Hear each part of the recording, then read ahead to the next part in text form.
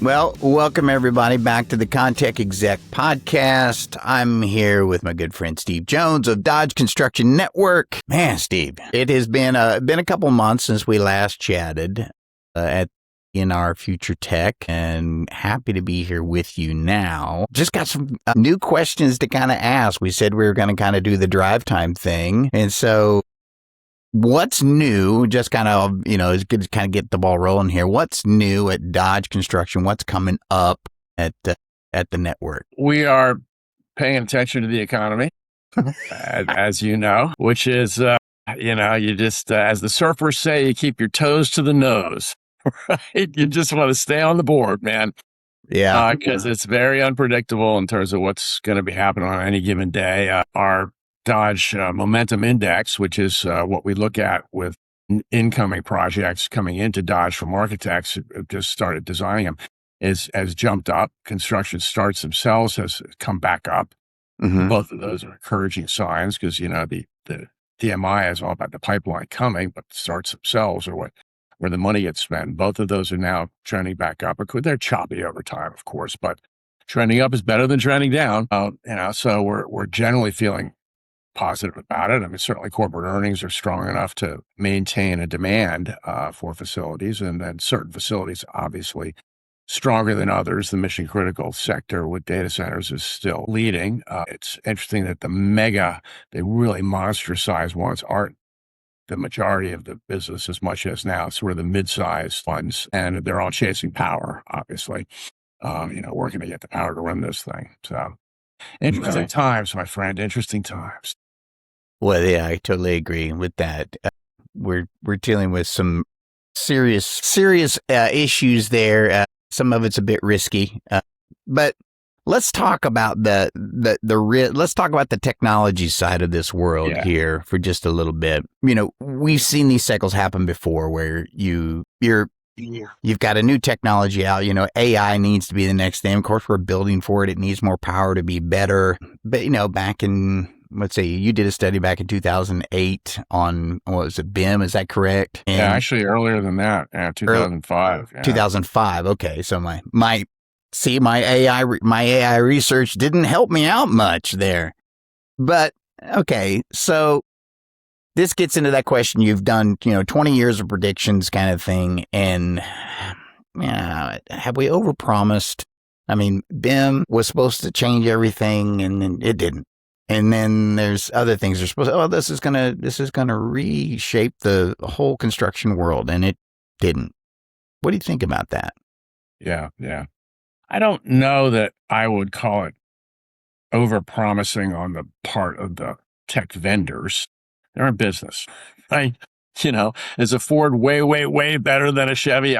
You tell me, right? They both will get you to the supermarket in one piece. Uh-huh. But you listen to the manufacturers, and they're going to tell you it's the greatest experience you've ever had is to be behind my wheel, right? So right. I don't blame them for putting out a lot of visionary, aspirational things along with some kind of software. But from my perspective, in terms of looking at what people are actually doing, what they're really experiencing, what's hard about doing this stuff, is that the part that we underestimated was how difficult organizational change is in this industry. Not so much technology coming in from the outside. You think about it. I mean, at the end of the day, sure, you can say, did BIM live up to quote unquote its promise, right? Well, it's on 90% of projects of any size out. Right? It is delivering value. Prefab certainly has been delivering value for decades, right? It hasn't taken over the industry as it could, but it's still providing plenty of actual, real, tangible value. The cloud, right, delivered, mobile delivered, reality capture continues to deliver, right? None of them are transforming the whole industry. But as you and I have talked about before, this industry doesn't want to be completely reinvented. Thank you. It just needs to be made better in about 10,000 specific ways. It's a little bit better. Everybody will keep moving forward, right? It's a continual process. And this is probably going to be the case with AI too. What never happened was this kind of instant transformation, right? And that's a bit of wishful thinking. I'd probably say something like, what people love to ask if these things were overhyped, but I don't think that we put too much expectation on it. It's really, what can this industry absorb? I look at construction as very unique at the scale it is to the biggest industry on the planet, as much more of a systems problem. It's this very fluid environment of temporary organizations. It's not necessarily about one individual company. You think of airplanes, Boeing. Think of cars, right? Again, it's Ford, it's Chevy, right? No, these are all these temporary organizations that get pulled together. Each one has its own contract. It's got its own incentives. It brings its own level of organizational, functional, digital maturity. And just by its nature, that is so full of friction points, right? So what you want to see is a technology that's got a killer use case that can demonstrate value in spite of all that system noise. That's what's going to help it get meaningful traction, right? I mean, as I mentioned, I started studying BIM in 2005, when if you asked 5 people for a definition, you'd get 10 definitions from them. It was that unclear as to exactly what good should look like with BIM, until Autodesk bought Navisworks. Contractors began to be able to do spatial coordination. Then they said, oh my God, what else can this thing do? And it took off, right? And then it can evolve. But it was that killer use case that finally gave it a focus and some traction and made it so everybody started using it, and then said, legitimately, yeah, what else can this do? Right? And plugins get developed, for Revit. This whole industry has grown up around it. And modeling is basically the way that we do the work now. Our job at Dodge has never been to pick winners. All we really do is look at, what are people thinking? What are they actually doing? And then what kind of experiences are they having based on that? This is such a fragmented industry. And I think people are hungry for that kind of curated transparency around, what is it I can do based on peer experience, not on vendor promises, that's going to help me move forward and make any one of those, 10,000 small improvements as I go. And, as I like to say, the most truthful thing about any innovative thing in this industry is that everybody wants to be first, to be third. All right. Try it, completely bollocks it up, get somebody else to step in and figure out what you did wrong. Call me, baby. I'm in. Yeah. And I'm not either one of you two guys, right? So we try and shortcut that. We basically say, look, we went out crowdsourced across hundreds of folks who look a lot like you. Here's what they're doing. Here's what's working. Here's what isn't working so well. Here's what you got to do in order to make it work, right? Realistic picture, not just buy my thing and the sun will rise, That's fine and all. They've got to do that. That's how they keep the babies fed. But, all we're trying to do is say, all right, let's go out and find out what's actually happening. Try and share that with folks in a kind of a roadway kind of a thing. Give them a roadmap. Yeah. Do you think there's historical trends? Do you watch it as, okay, it's like originally you just started with BIM in 2005, and then do you continue to watch BIM even today to see where it ticks up and trends, and like maybe see where another trend came in and it kind of crossed over? Do you guys watch that analytic? We look at it as similar to these temporary organizations that actually build products or build projects. You look at it as the intersections between capabilities, because that's actually what ends up providing the greatest value. Can you integrate, right? And we've moved beyond, are you using this or are you using that, into, okay, you've been using this for a while. How are you making it deliver on its promises? Oh, you're integrating it. Oh, you're actually training everybody up. Oh, you're actually staying current on all the different models. And right. So we've moved from much more of a binary yes, no adoption thing into a maturity of implementation thing. Right. And at what point do you need marriage counseling? Well, I tell you what, I think one of the big things for me has always been like this training thing. Okay. And I would love to be able to see the data on this because I feel like a lot of times, companies miss out on that opportunity. They may have the new technology or they may have, kind of sorted through it, but they forgot a very, very important step, which was, hey, by the way, we really need to train some folks up on this a little bit better, spend some more time. It's kind of like their stage of planning. You know what I mean? Everybody wants to spend 2 weeks and plan on a, 20-month job, and it's not enough. I feel it's the same way with technology. You want to spend 2 weeks of training on something that they're going to be using for the rest of the project for the rest of the year. Foreseeable future, yeah. Right. And so you're continuing education, those kind of things. I mean, these are simple concepts, I think, but what does the data say on that? Like, are you measuring, the success with extra training and what does that say? Yeah. We did an interesting study recently for a big software company called Procore. And all they really wanted to find out was, hey, project management software has been around for a long time, right? When I was at Primavera 23 years ago, we had Expedition. So this is nothing new, and everybody's using some flavor of it. And they didn't really care, are you using ours or somebody else's? We're saying, what is it that you're doing around it that actually ends up generating value, right? And so we built that around the idea for them of expertise. And that one of the key components of that is, are you actually making your people good at it? Are you building experts internally? Or is it just, yeah, we have this thing, there's a manual, go figure it out. There's a meeting in 20 minutes. And when we looked at, once we kind of profiled how everybody's actually engaging with this technology internally, right? How much support they're giving it and how serious they are about becoming it more of a digital company, right? Then we were also able to compare it to, all right, to what degree are you getting these 20 or so different benefits from it? And then the differences were just staggering in terms of how many of the people who were actually doing those more deeply integrated expertise building practices were reporting so much greater. You never ask the questions next to each other. You say, let's talk about how you're doing things. And then let's talk about how it's working. But then once you get 1,000 different responses on that, you begin to see what the picture looks like. And the people who are in the shallow end of the pool aren't getting a whole heck of a lot of value out of it. And it just steps up, up, up, up, up. It was almost like you couldn't believe how clear the data was, that the more you invest in your maturity and your expertise, how much more benefit you're actually able to get, right? Because the capabilities are there in the tool, right? But it's just like they always say, it's the carpenter, not the tool. Yeah, right. Yeah. A bad carpenter blames his tools. I know that one all too well. That kind of leads me to our next thing.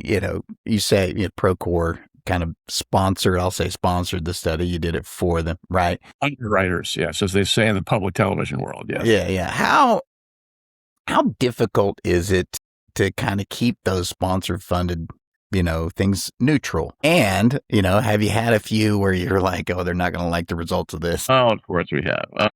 Well, I know I'm pretty sure you have. I mean, I'll deal with the neutrality thing first, but yeah, people come to us because they want this to be a Dodge published report where they can be shown as the underwriter, because we have been really adamant from day one, and it's in our contracts, that we have final editorial control of the survey and we have final editorial control of the report. And they wouldn't come to us if they didn't know that, right? And they sign that. So we ask for their input. We'll often ask them to give us a brief when we start. And don't write questions. Just tell us, what is it you think that we should try and learn that will help your customers and prospects to do better out there, okay? And so it's just, what do you want to learn? We'll build the survey off of that. They can look at it and give us their comments, but we have the final approval. right? So we're not steering questions. We're not asking biased questions or, tell me what you think of pick which one of these five you think reflects your software. The best thing ever, the bigliest, wonderfulest thing, the most incredible thing, or, Yeah. no, we have to ask really legit questions. And so for existing technologies, such as like Procore came to us, I mean, what they'll typically want to do is either test the value proposition, and that's where we definitely avoid any kind of leading questions. And we also like to dig into and think it's valuable. Say, what's hard about this? And also, what kind of barriers are you facing? You say it's great. How come you're not doing it on every project? Right. And you find interesting things, right? People are afraid of complexity. They don't have the time. They don't have the skills. They don't have the staff in house to actually put the time and attention into it. And we also always find some naysayers. And we always put that right in the report. Right. When we did this one about AI recently, we asked people, how transformative do you think it's going to be? Right. And, you got your 17% who think it's going to absolutely change everything about the industry and then sort of stepping down. And then you got this chunk at the bottom saying it'll never be more than a marginal thing, here and there. It's not a big deal. And you got to go ahead and explain that to show that there's always people who are going to be laggards and naysayers and doubters and skeptics. And that's fine. Right. That's just the truth of the matter. Right. But then as you begin to look into how things are actually working out, and you begin to test that kinds of maturities, that becomes very objective. You can say, look, if you do this, this, this, and this, those folks are reporting way better results than the folks who are just, kind of meandering around in the shallow end of the pool, right? And so it's not as if we're advocating any one technology. We're just saying, if you're going to play in that game, if you're going to get in that pool, get in that pool, right? Give it the chance to actually be good. Don't expect that, well, I'm paying for it. Why isn't it just reinventing my entire company? I'm writing big checks. No, man, you got to dig into it. And so what's great about what we're able to do is all we have to do is tell the truth about what any reader's peers are actually doing. We're crowdsourcing, right? And a super valuable thing, since we are so fragmented, everybody thinks that they're alone in this. They think I'm probably the only one who's struggling with this, right? Or it's like the carpenter with the tools. It's because Leroy's an idiot. No, everybody's an idiot because this stuff's hard, right? So just knowing they're not alone is important. And I am always so happy and impressed that people will be incredibly truthful to us, with us. We, for instance, just published this one about the change order process, which is notoriously messy. Right. Just trying to profile where are we with that and who's doing things that are better and digital processes that might improve and stuff. And we, one of the questions was rate your effectiveness as a GC at managing T&M work that has to come out of changes, right? In many cases, you can't do anything other than just get that trade contractor, there's two or three, just to work on T&M and take care of this thing for you, right? Which is, of course, fraught with all kinds of potential problems. And only 7% would rate themselves as being very effective at that. They were honest, right? They're not going to, oh yeah, we're great at that too. No, they'll tell us just where their weak points are, which is super valuable again, because if you think you're the only one out there who doesn't have a handle on that, first of all, no, you're not alone. It's hard. Okay, great. Now, what are the people who are doing it effectively? What are they doing? And how might I be able to mimic that? And in terms of that kind of questionable results, that don't land all that well, it usually has something to do with what I love to call conference room ideas. Uh-huh. And today is probably Zoom call ideas. But at any rate, a bunch of executives get all jazzed up about something. It's highly idealized, and it's generally some kind of combination of some anecdotal evidence and their own wishful thinking that plays to something that they already know they can do. And they're going, oh, they're going to love this. And I'll use a non-tech example so nobody tries to figure out who I might really be talking about, because tech players too. We do a lot of work with building product manufacturers, right? And so we had one come to us, and if they bought this incredibly expensive equipment in Germany and installed it in one of their factories here, they'd be able to produce custom design, any design an architect would want on the walk-off mat in the vestibule of a building. And they were just so convinced that architects were going to love this, that this was going to put them at the top of the market, And I went, okay. Tell you what, I didn't want to tell them I had an ugly baby, but I said, why don't you let us go out, survey architects, and we'll find out just how they want to engage with you on this, you know, because, hey, I could be wrong. I thought it was not a big deal, but maybe it will be a big deal. Who knows? Let's go find out. Right.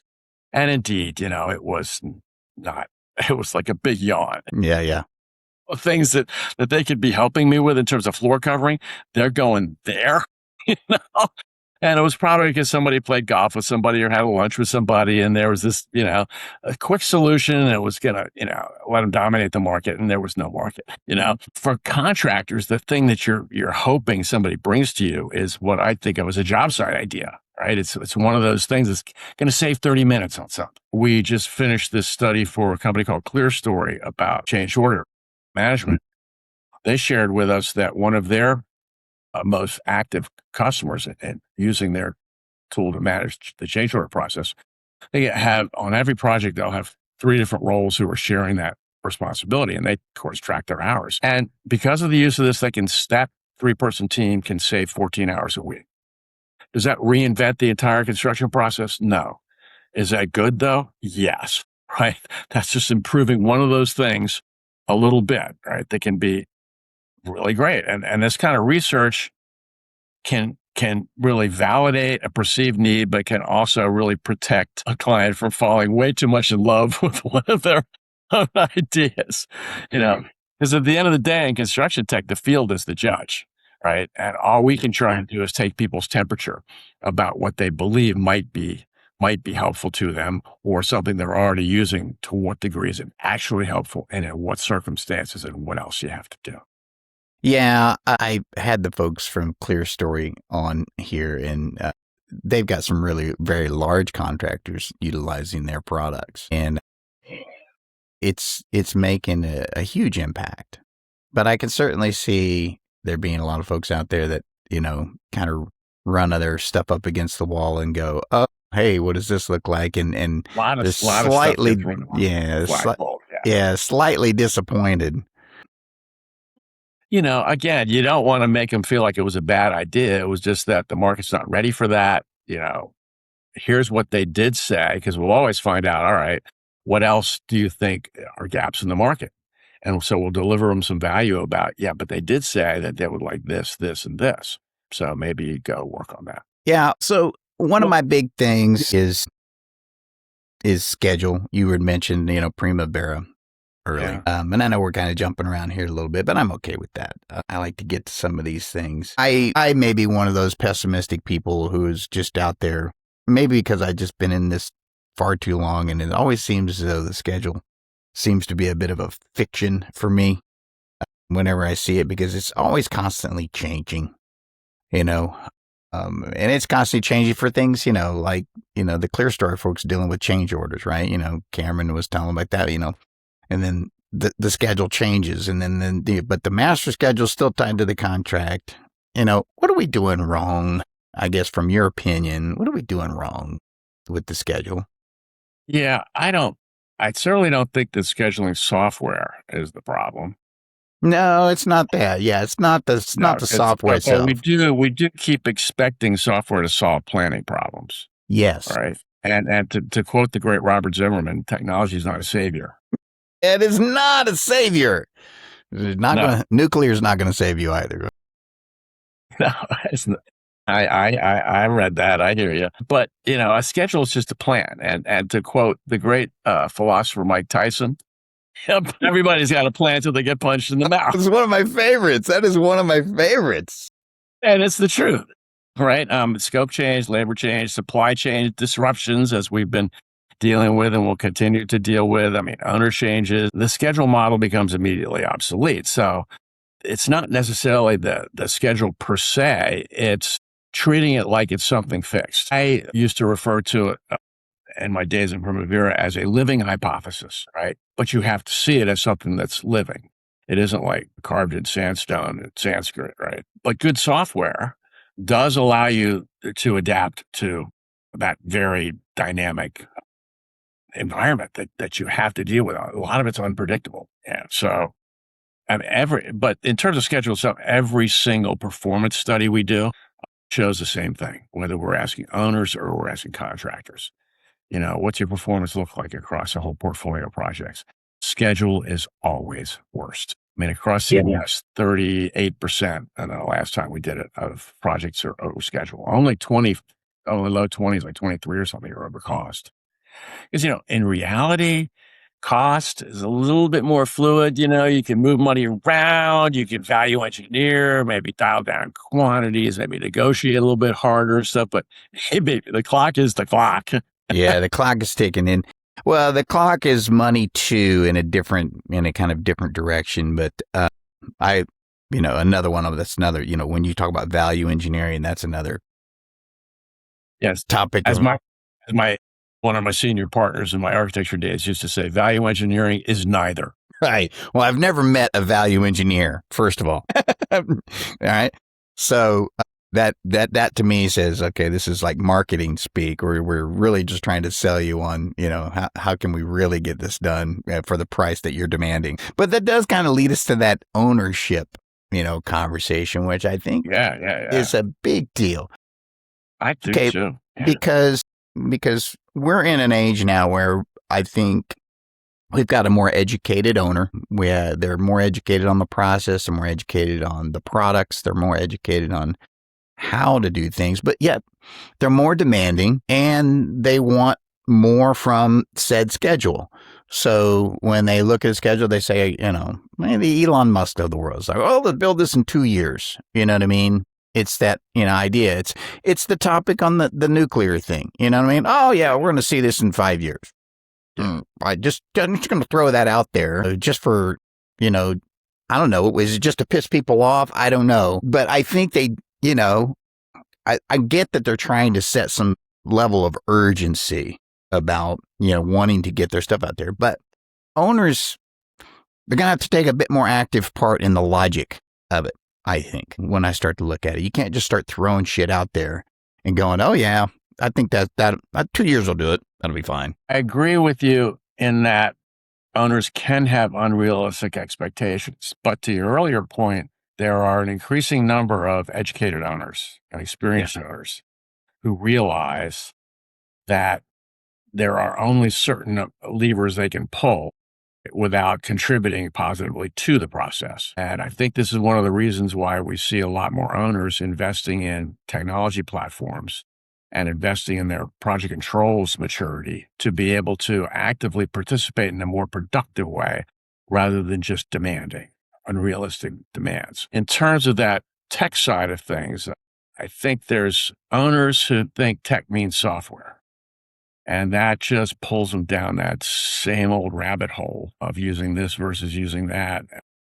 But what we're beginning to see more of in our research is owners who think that what tech means is more and better information that supports much more certainty in decision making. That's really the key. And those are two very different kinds of organizations. We did a study for NIBS about what we call the data-centric owner, because we just wanted to find out, all right, a whole bunch of owners, you guys have been working with digital tools being used on your projects, and to some degree, you using them also, licensing that software. How's that working for you? Yeah. I actually Did you take a look at that? Yeah, I downloaded it. 78 pages worth, yeah. Well, they had a lot to say. Yeah. Well, I think that's the most important thing is like for you owners out there or for you executives out there that might be needing something to understand your current owner, this is a great resource to have. Just take a look at it. I mean, it's a pretty heavy duty read, but you have to educate yourself. We did another one, which isn't nearly as long, for Contraluent about the level of maturity right now among more larger owners with project controls. To what degree are they engaging actively now in 8 specific project controls activities? To what degree do they have standardized processes across all of their projects instead of letting one guy do it this way and then the Atlanta region wants to do it that way? No. What's the best way? And we're going to enforce it with teeth, right? That's beginning now to happen. And so the purpose of both of those reports was to do what I think is a key purpose of a lot of ours is what does good look like?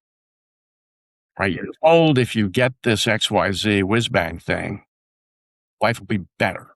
Well, what does better mean? Can we get some reasonable expectations and some timelines and then some related activities you have to do in order to achieve that better so that we can understand what good looks like and then see where am I in that?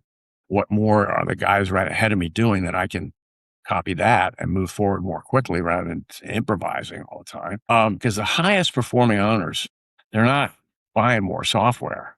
They're building information ecosystems internally as well as externally, right? Because they're just one node. When you work as an architect, as I did for so long, you learn very quickly that your client, the owner, is just, he's a small cog inside of a big organization that's actually making all the money. He's just doing some capital expenditures on their behalf to try and enable them to make more money, right? So he doesn't have a whole lot of power. In the project ecosystem, he's got all the power, but in his world, he's got a lot of other heads to answer to, right? And so he's part of a whole decision-making system, and they have to feed that as well as be able to then engage using information technologies with the rest of the project team in as close to real time as possible. Because 2-week-old information will just get you every time.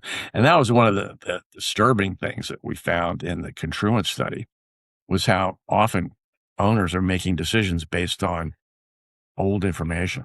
Yes. It's way more common than I expected, because I thought it had improved, but it's an area that definitely needs a lot more. I could see that a lot when I was working with a prior company, Austin Lane, and I would see that the data that they're pulling back for their payroll information. I was working kind of as a solutions engineer, and I was seeing it's like you guys are making decisions based upon lagging information.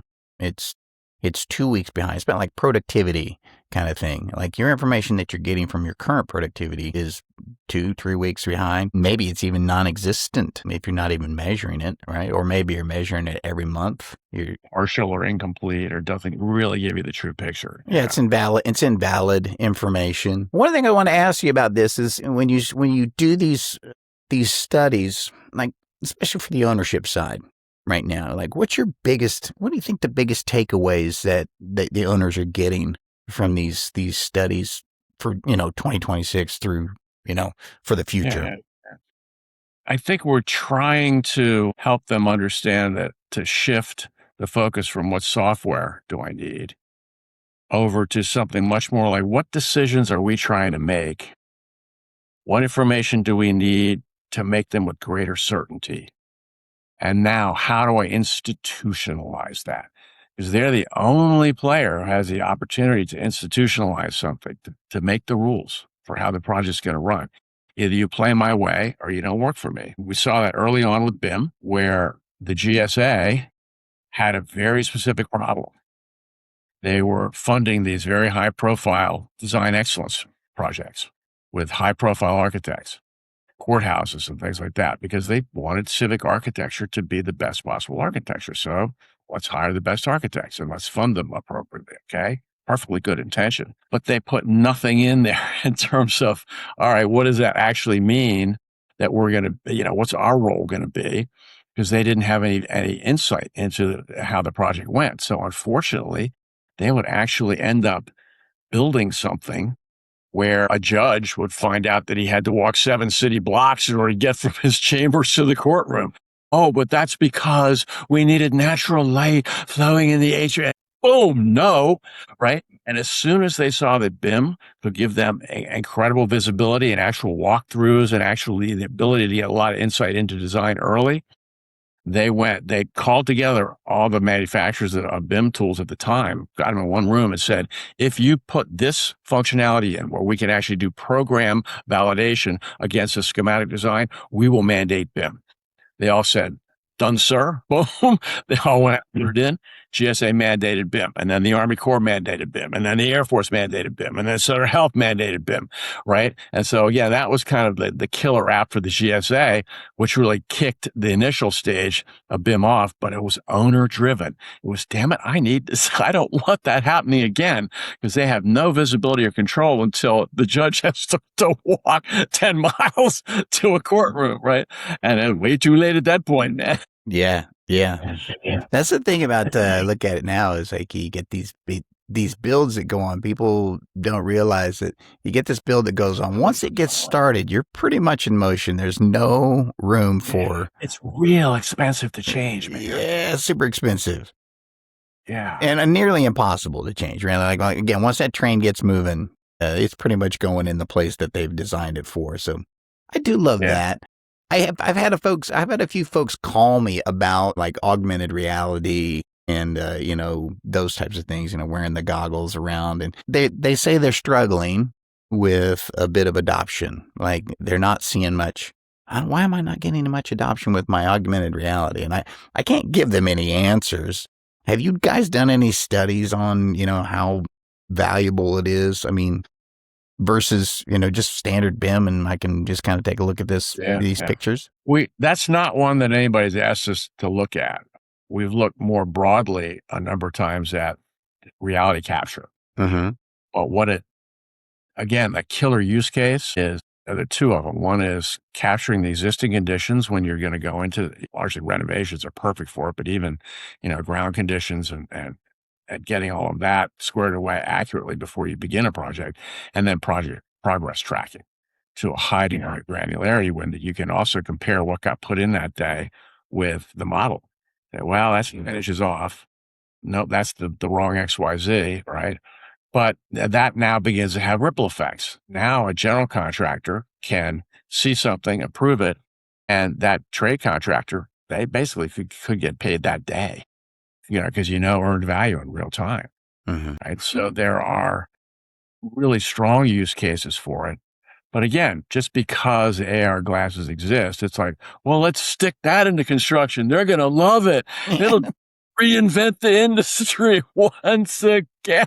Yeah. And meh, Yeah. Meh. But is it solving any legitimate problem that I have on my list of grease fires here? Is it helping me put out any of these fires? I think it comes down to scale of the like size of the contractor, right? Maybe size of the project. The expense of doing BIM on a, 2,500 square foot restaurant, probably not really worth it. We just need to go with the set of prints and kind of go from there.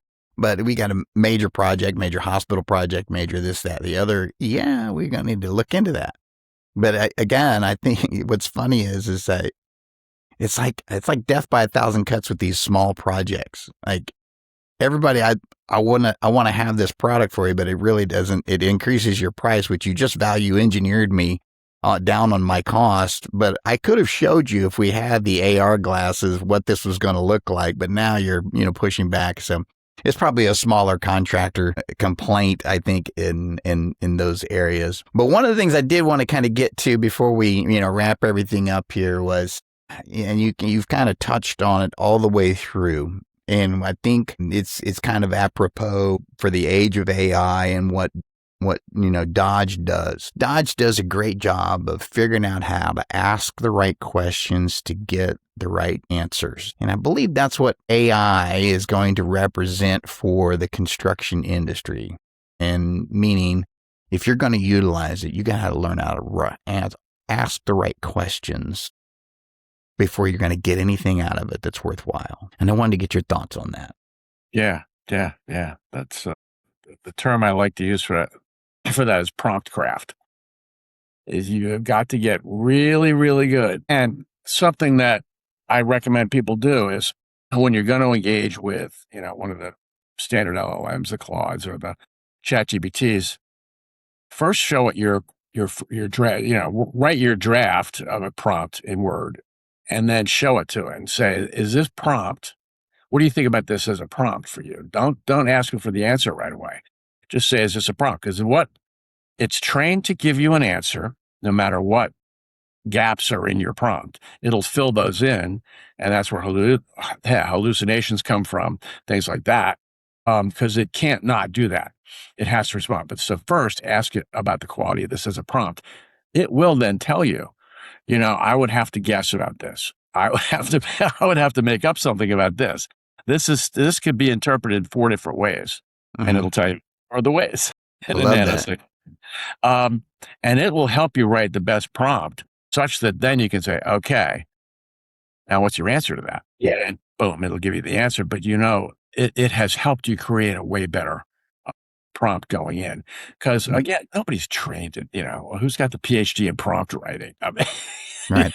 Everybody someday says, at Stanford, you might get that, but it ain't there today, man. yeah. So they said that the new job, I read something about this. The new job out there is prompt engineering. And it's like, well, let's see, I've never seen a value engineer and I still haven't met a prompt engineer. So I don't, there's probably some degree out there that they're trying to sell.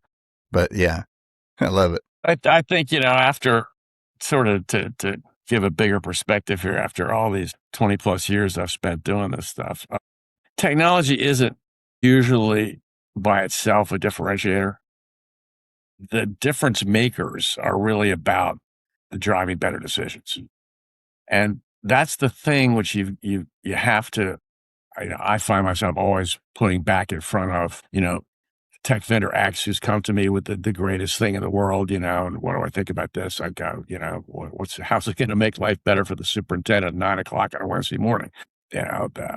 Test it against actual ability to help people make better decisions, because the uncertainty in this business is what's the killer, right? People know how to actually do things. It's just, am I doing the right thing at the right with the right materials, right? That's the part that's continually messy and uncertain. So all you're trying to do is arm people to bring more certainty to their decisions.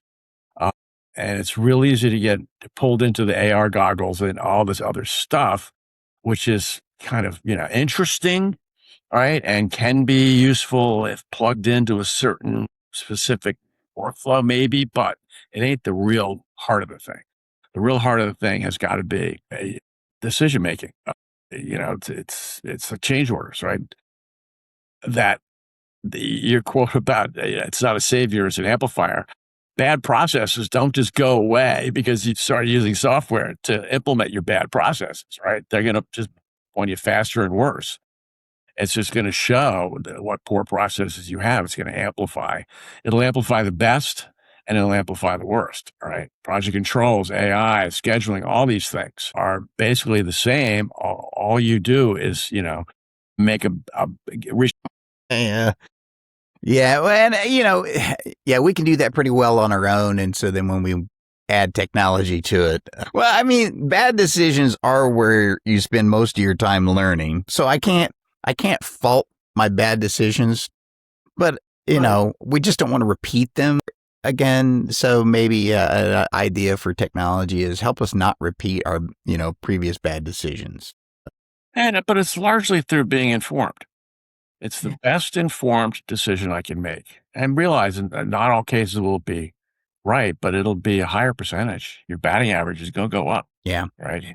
And I think that's valuable, again, across the board. That's valuable. We had a conversation with, Alan Espinoza, I think yesterday. I was just chatting with him, and we were talking about that communication level across the board. And, your big thing when you talk about, owners driving that project team, well, the owner needs communication just as much as anybody else does. And we can facilitate that. We have better ability to facilitate that across the board between owner, developer, contractor, general contractor, subcontractor, any of those. We have the ability now to do that. If we can just agree on this is the format, this is how we're doing this. Yeah, standardized processes. That's one of the major elements of these maturity studies that we're doing. We're in the middle of finishing one for another tech company about project controls maturity among contractors. Right. And it's a lot of the same thing. To what degree are you just letting teams kind of wing it out there? Mm-hmm. versus saying, we've done this thing 16 different ways over 20 years. I think this is the one that seems to correlate to the best outcomes. We're going to do it this way. Shut up and do it, right? Because, you run the company, you can do that, and you will find life is way better. And you do that across 100 of those 10,000 things, and your performance is just going to keep rising, right? So it's buying into standardized processes and not so much ad hoc, but then driving that with better information or real-time information, right? Accurate, reliable, current information that you can believe enough to actually say, yeah, do that. Yeah. And folks, you've got the ability to do that now. With the age of AI upon us, you have the ability to reach out to your data. You got to figure out what's real. You have the ability to crunch those numbers. You have the ability to kind of fill in that. And you do need to, by Steve's advice, standardize those processes. It's just part of it, right? It's just part of it. And Steve, I appreciate you being on here and just chatting with us and kind of giving us the insider from Dodge. And for all of you out there, if you don't know who Dodge Construction Network is or have never been there, go find out, visit. There's a bunch of free information. Construction.com. Yeah. There's a bunch of free information in there. And then there's some paid information, which is absolutely valuable, worth every penny if you're in this business and you're serious about being in this business. So go there, construction.com, and find out today. Steve, thanks so much for your time today. Like I said, the Texas drive time goes pretty fast, but it's always fun. And I'd love to do this again sometime soon. Again, as we both know, this business changes in, a heartbeat, it seems. Yes, it does. Yes, it does. All right, my friend. Thank you. Thanks so much.